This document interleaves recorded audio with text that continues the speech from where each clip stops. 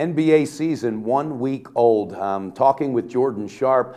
Jordan, I'm anxious to see. First of all, how's everything going with you? Oh man, it's going good. The NBA started back, so life is good once again. Fantastic. I think the same. I myself kind of made some notes looking around. I wanted to kind of take a look, and I know we're only 3 games deep, but who's hot, who's not, who is surprising people, and who's not. If you don't mind, let's start with who's hot. Oklahoma City Thunder, Kevin Durant, and now Billy Donovan, the coach. Thoughts on that? Yeah, a good marriage, it seems like. I think you probably believe the same thing so far because, we knew that the Thunder would, be right up there in the top tier of the Western Conference with the Spurs and the Warriors, but man, right now it looks like they're on a mission. And you that year after LeBron lost to Dallas, you kind of saw the same thing from the Miami Heat. Yeah. This team's as deep and as talented as any of those teams with Durant and Westbrook and all the guys they have behind them now, basically running 10 guys. Man, Sure. It's going to be hard to beat the Thunder this year. I should have been a little more bullish on them, I think, in the offseason than I was. Yeah.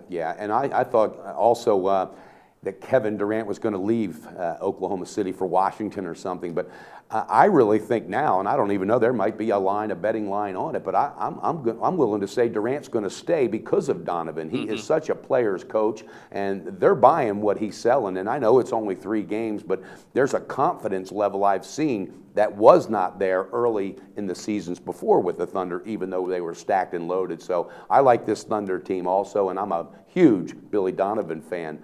Another team that's starting off pretty hot is the Atlanta Hawks.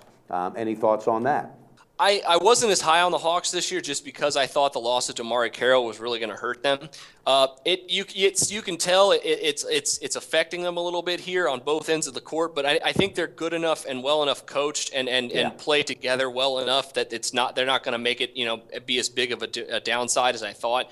I still think they're probably the 3rd or 4th best team in the Eastern Conference, though. And I said it before the season, and it especially holds true now. There is but one team in the East that is capable of beating Cleveland, and it's going to stand that way, and it's not Atlanta. Yeah, it's not Atlanta. I agree, too. And I also agree with what you said about coaching. I think that's the only reason that team will continue to grow. Yeah. Mike Budenholzer's a winner. That's all he knows how to do. 18 years sitting on the bench next to Pop. So, yeah, that's going to be interesting. Another team that obviously we need to talk about when you're talking about who's hot and who's not, Cleveland Cavaliers, LeBron playing without Kyrie right now and putting up some good numbers. What do you think about this Cavaliers team, Jordan?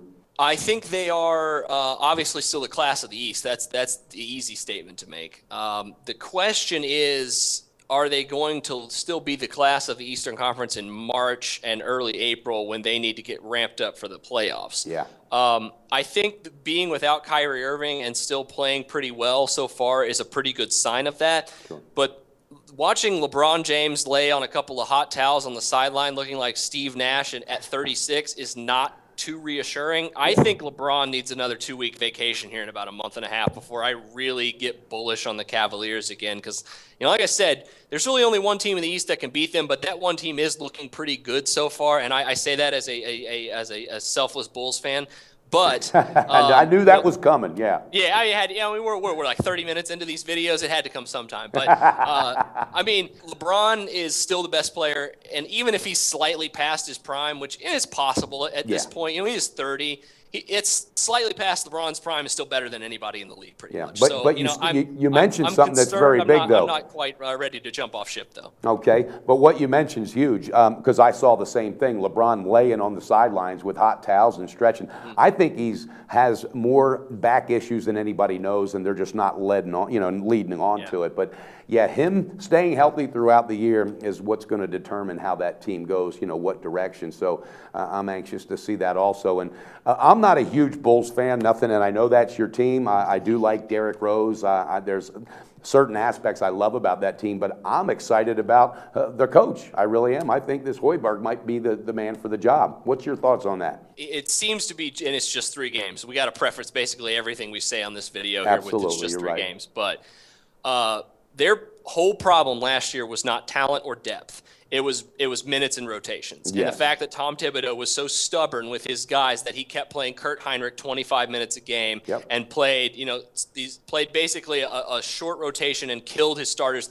Their Bulls were one of the top, I think, minutes teams starters-wise have been that way throughout the entire year. For the last 4 years in a row, there's always been a Bull that's led the league in minutes per game. Wow. It's completely changed now. So you have Hoiberg coming in, and it's going to keep the Bulls fresh. I used the subtitle at one time, rotate Bulls to maintain freshness. And that's exactly what Hoiberg's doing, not to even mention he's opening up the offense and giving, guys like Rose and Butler and Mirotic, all these guys room to roam. And it's making them look like a top 5, top 10 offensive team. And if that's the case, if they can even just remain a semblance of what they were defensively, this team's dangerous. And you know what? Another big aspect of what's going on in the NBA this year is all the coaching changes. And I love to watch and monitor coaching and player relationships. And Van Gundy in Detroit, Stan Van Gundy, I think he's just done an admirable job in the short time he's been there. And Jordan, I look for this team in the next year or two to really be a force because he is such an effective coach. What's your thoughts on Detroit and Stan Van Gundy? I mean, ever since Stan Van Gundy said form a fucking wall, I've just fallen in love with him. I don't know about you, but man, that guy can coach, and his system with 3-and-D has made the Pistons viable again, and it's good to see basketball back viable in Detroit. I know that.